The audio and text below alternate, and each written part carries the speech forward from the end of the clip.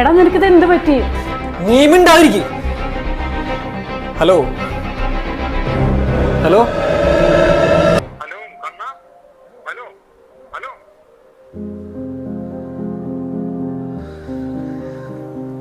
ആ അളിയ കണ്ണ, എന്താ അവിടെ തൊട്ടേമ്പോ?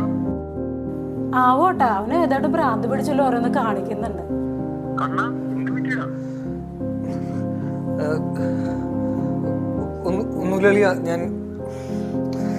ഞാൻ ചേച്ചിയുടെ ഫോൺ കൊടുക്കാം. എന്താണെന്ന് അറിയില്ല കേട്ടോ, അവന് ഓടി വന്ന് ഓരോന്ന് പറയുന്നുണ്ട്.